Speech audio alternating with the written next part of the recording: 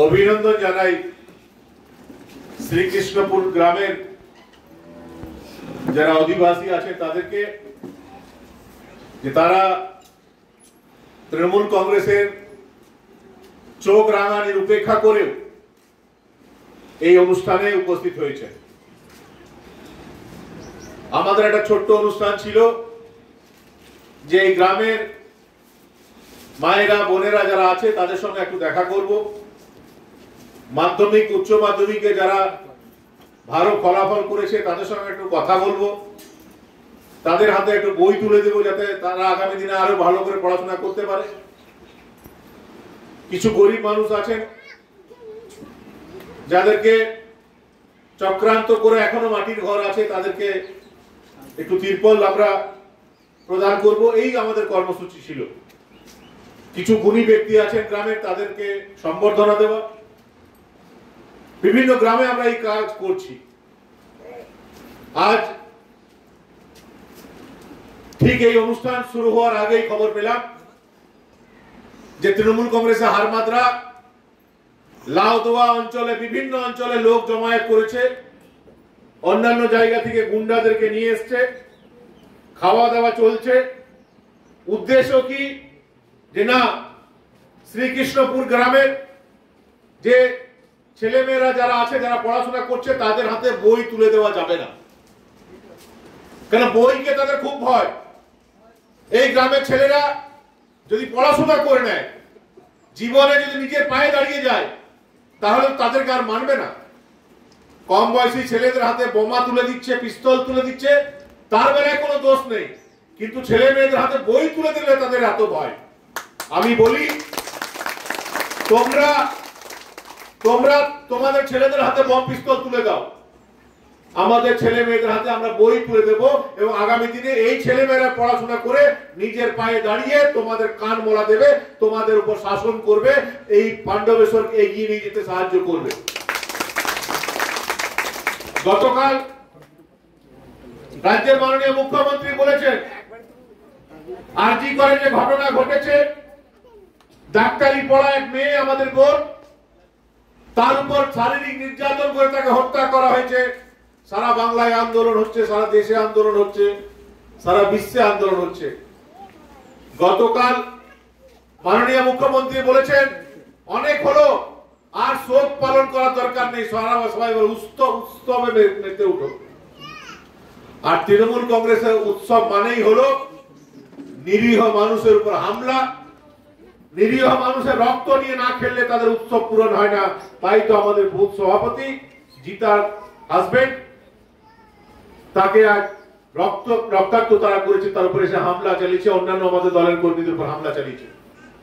কিন্তু ওই তৃণমূল কংগ্রেস কর্মীদেরকে বলি, দেখে যাও, তোমরা হামলা করার পরেও পুরো পাণ্ডবেশ্বর লাউদোয়া অঞ্চল ঘিরে রেখেছো গুন্ডাদেরকে দিয়ে, তারপরেও শ্রীকৃষ্ণপুর গ্রামের ২০ কোটি গ্রামের মায়েরা বোনেরা এই অনুষ্ঠানে উপস্থিত হয়েছেন। কেননা তারা ঠিক করেছেন, তাদের ছেলে মেয়েদের হাতে বোমা পিস্তল চাই না, তাদের বই চাই, কলম চাই, খাতা চাই, যাতে তারা আগামী দিনে নিজের পায়ে দাঁড়াতে পারে। সে কারণে তারা লড়াই এসেছে।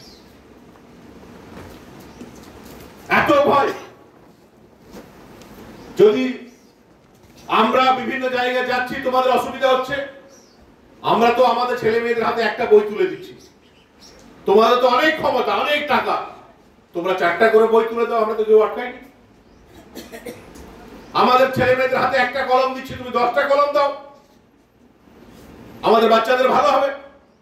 সেটা তোমরা দেবে না, কারণ তোমরা জানো যে এই ছেলে মেয়েরা যদি পড়াশোনা করে নেয়, নিজের পায়ে দাঁড়িয়ে যায়, তাহলে তোমাদের কথা শুনবে না। কি ভালো কি মন্দ তারা বুঝতে শিখবে, ভালো মন্দ তারা বিচার করতে শুরু করবে, এবং ভালো মন্দ যদি বিচার করতে থাকে তাহলে তোমাদের অন্যায় আর বরদাস্ত করবে না। তাই এত ভয়। তাই তাদের একটাই প্ল্যান, যে লাউদোয়াই গরিব অঞ্চলে ছেলেমেয়েরা যেন পড়াশোনা না করতে পারে, তারা যেন শিক্ষিত না হতে পারে, তারা কি ভালো কি মন্দ বিচার করার ক্ষমতা যেন তাদের কাছে না থাকে। তাহলে কয়েকটা মাতাল লম্পট তারা শাসন করবে। বই কোন দিক দিয়ে ধরতে হয়, উল্টা না সিধা, সেটা ধরতে জানে না, কিন্তু বিরাট বিরাট পদে সব বসে আছে। সকাল থেকে রাত অবধি কে বালিতে পয়সা পাবে, সে কয়লাতে পয়সা পাবে, কে লোহাতে পয়সা পাবে, এগুলো কালেকশন করতেই ব্যস্ত। তারা আমাদের ছেলে মেয়েদের ভাগ্য নির্ধারণ করবে। কি অপরাধ আমার? 5 বছর এই অঞ্চলের বিধায়ক ছিল, অনেকবার এই গ্রামে এসেছি, ধর্মরাজ মন্দিরে এসেছি, আরো অনেক জায়গায় এসেছি। আমার অঞ্চল, আমি এখানে 5 বছর বিধায়ক ছিলাম। আমার যদি ইচ্ছা হয় আমি আরেকবার যাবো, 2বার যাবো, 3বার যাবো, আমি আসতে পারবো না? যে অঞ্চলে মানুষ আমাকে বিধায়ক করেছিল 2016 থেকে 21, সেই অঞ্চলে মানুষের কাছে আমি দেখা করতে পারবো না? এই অধিকার আমার থাকবে না? আমি তো অন্য কাউকে আটকাচ্ছি না, আমি আমার কাজ করছি, তোমরা তোমাদের কাজ করো, আরো ভালো করো। আমার তো এখন ক্ষমতা নেই, তোমাদের তো অনেক ক্ষমতা। সুজন চলে, আমার সেরকম ক্ষমতা নেই। আর তৃণমূল কংগ্রেসের অনেক ক্ষমতা, আমরা সামান্য কিছু সাহায্য করছি, তোমরা বেশি করে সাহায্য করো। সেটা করবে না, তোমরা আটকে দেবে, ছেলে মেয়েদেরকে পড়াশোনা করতে দেবে না, গরিব মানুষ যদি কিছু পায় তাদেরকে পেতে দেবে না, এবং আতঙ্কের পরিবেশ তৈরি করে তোমরা পাণ্ডবেশ্বর লাউবায় শাসন করতে চাইছো। এটা কিন্তু আমরা বরদাস্ত করব না, এর প্রতিবাদ হবে। এবং আজকে আমাদের যে বুথ সভাপতির উপর হামলা হয়েছে, আমাদের অনুষ্ঠানে আগে এসে যেখানে হামলা করা হয়েছে, আগামী 3 দিনের মধ্যে দোষী ব্যক্তিদেরকে যদি পুলিশ অ্যারেস্ট না করেছে, তাদের বিরুদ্ধে মামলা না করেছে, তাহলে আগামী 19 তারিখ প্রয়োজনে সমস্ত মানুষকে নিয়ে আমরা লাউদোয়া থানার সামনে ধর্নায় বসবো। সকাল থেকে বিকাল অবধি আমরা ধর্নায় বসবো। আমরা ওদের মতন বমগুলি চালাতে পারবো না, আমরা ডাং নিয়ে লড়াই করতে পারবো না। আমাদের দেশে যা নিয়ম, যা সংবিধান, সেটা মেনেই আমরা কাজ করব।